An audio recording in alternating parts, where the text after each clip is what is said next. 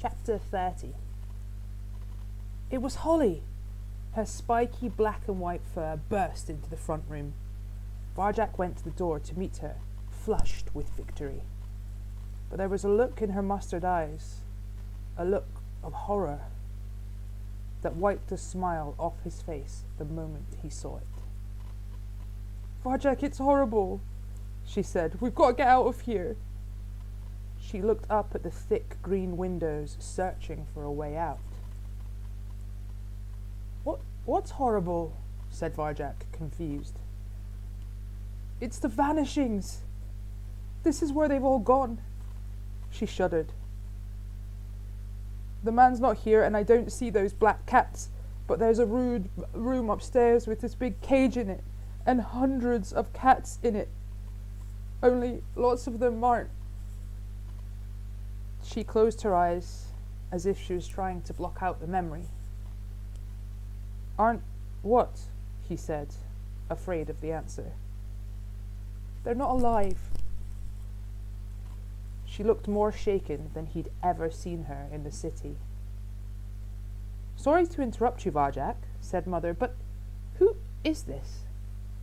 The Mesopotamian Blues were all watching, even Julius, licking his wounds by the fireplace. "Holly, this is my family," said Varjak. "Mother, father, everyone. Meet Holly." "Don't worry," Holly said to them. "We'll find a way out." Father frowned and turned to Varjak. "I don't understand. Do you know this cat?" "This is Holly. She's my friend from outside, who I told you about." Father looked disgusted. He turned his back on her. They all turned their backs. "This is not outside," said Father. "Tell this cat to leave us." It felt like a slap in the face. Varjak glanced at Holly. She looked as stunned as he felt. "How could you even think of it?" whispered Mother. "You should know better than this, sweetheart." "Didn't you hear?" protested Varjak. "She's going to help us get out." "But we don't want to get out," said Mother. "Where would we go? Who would feed us?" "Wait a minute," said Holly. "Have you seen what's happening upstairs?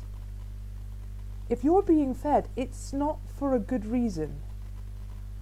Father ignored her. He spoke just to Varjak.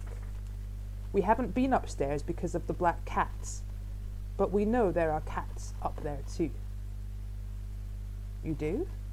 said Varjak. "The gentleman brings them up to the house. He feeds them, not like he feeds us, not with caviar, but with cheap, dry food. There are snacks of it in the kitchen. He keeps them alive until... Well, we don't actually know what happens next, but we all agree that the gentleman would never harm one of us." "You're wrong," said Holly. "If it's them today, it'll be you tomorrow." "We're different," said Father to Varjak. "We're special. We're Mesopotamian Blues. As for those common cats," he shrugged, "who cares what he does with them? They're nothing." "What?" said Holly, ears and whiskers bristling. "Less than nothing," said Aunt Junie, as if Holly wasn't there. "Come on, Varjak. Let's go," said Holly. "These idiots deserve everything they've got coming."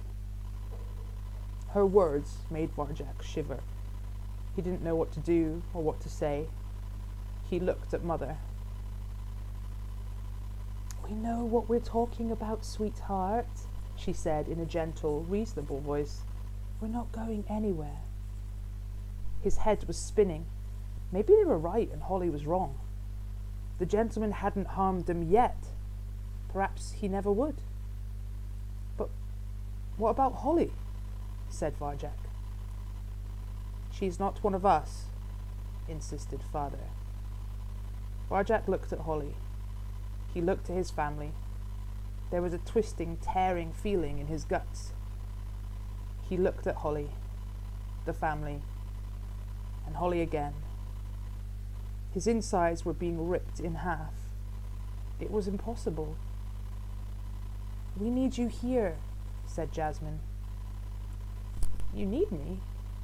said Varjak. Father nodded, very serious. "Of course we need you, son. You're head of the family now. You can't just leave us." "You beat Julius," said Jay. "Julius was terrible," said Jethro. "But you're the best, Varjak," said Jerome. Varjak felt proud inside, proud to be a blue. It was the front door opening.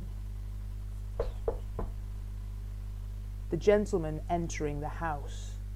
2 sleek black cats by his shoes.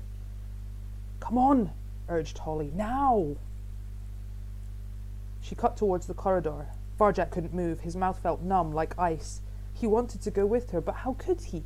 He finally had what he always wanted. He was a proper Mesopotamian blue at last. He couldn't ruin it. He couldn't walk away now. Holly stopped on the edge of the front room. She glanced back at him. He looked away. Shame pricked his eyes, made him blind. He couldn't meet her mustard gaze. "Holly, Varjak? What's wrong?" I can't." He felt it at once. Her invisible barrier going up, coming between them. And he knew why. Because he'd done exactly what she'd always feared her friends would do. He'd let her down. At the very moment when she was trying to help. But what else could he do? "I'm the worst friend in the world," he whispered. "Stop," she said. "Don't say another word."